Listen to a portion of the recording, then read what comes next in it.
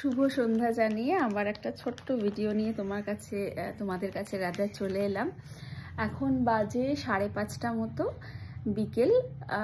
স্টুডেন্টরা লাস্ট রূপসা গেছে তখন 4:40 বাজে।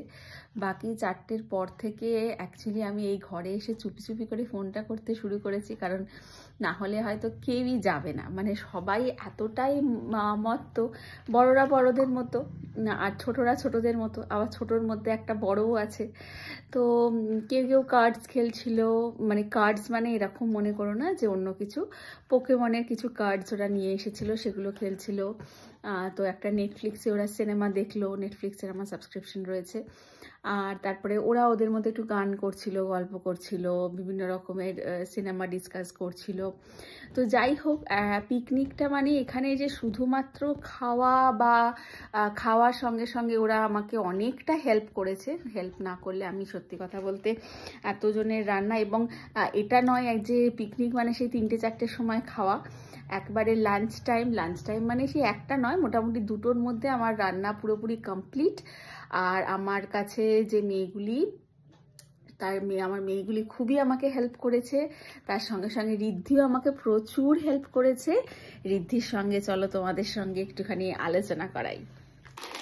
তো প্রথমে আমি এটা নিয়ে স্টার্ট করছি। এটা হচ্ছে আমার 3rd ক্রিসমাস গিফট। এটা আমার মায়ের থেকে পেয়েছি। এটা হচ্ছে একটা হুডি, এই দেখো একটা হুডি পেয়েছি। কি আছে দেখো, হুডি মা আমায় গিফট করেছে। তো ঋদ্ধির এবারে ক্রিসমাসে ওর প্রাপ্তিটা অনেকটাই বেশি হয়েছে। তো এটা হচ্ছে মন্টে কার্লো থেকে হুডিটা আর কি অর্ডার করা হয়েছিল, তো আজকে এসেছে।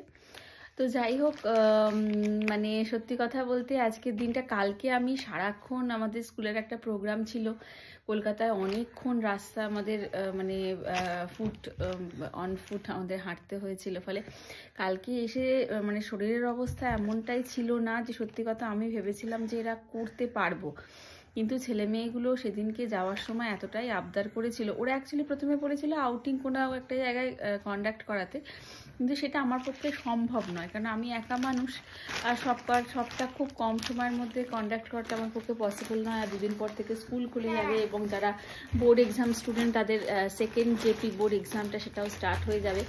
তো যাই হোক, ওই জন্য ওরা বললো ম্যাম তাহলে বাড়িতেই সব কিছু করা হোক, আপনি শুধু রান্না করে দেবেন। তো থ্যাঙ্কস টু মিস্টার ঘোষ সমস্ত বাজার দোকান সমস্ত কিছু করে দিয়েছে, মানে কালকে রাত্রির বেলাও করে। ইয়েস, তো ও সমস্ত বাজার করে দিয়েছে। আজকে সকালবেলা মাছ মাংস আমি একদম ফ্রেশই আনিয়েছিলাম, মানে কালকে থেকে আমি সত্যি কথা বলতে কালকে কিনে রাখিনি। তার একটা কারণ হচ্ছে আমি খুব দোনামোনার মধ্যে ছিলাম যে আমি করতে পারবো কিনা, আমার শরীরের কন্ডিশন একেবারেই পারমিট করছিল না। তো যাই হোক, করে আমি করতে পেরেছি। আজকের মেনু কি ছিল ঋদ্ধিমা?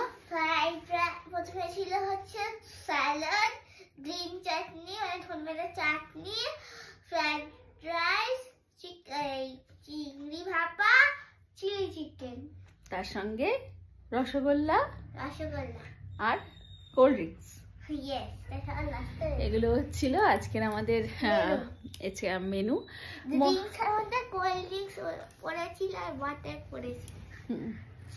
তো আমরা সবাই মিলে হেসে গেয়ে, গান গেয়ে, নেচে, বিভিন্ন রকমের জোকস ক্র্যাক করে, রান্না করে, এবং সত্যি কথা ওরা আমাকে প্রচুর হেল্প করেছে। মানে আমি যে চিংড়ি ভাপাটা করেছিলাম, পুরো চিংড়িটাকে আমি 2-4 বার কি তার বেশি আমি জলে ওদের ধুয়ে দিয়েছিলাম, আর ওরা সেটাকে নিয়ে সমস্ত ছাড়িয়ে আমাকে পরিষ্কার করে দিয়েছে।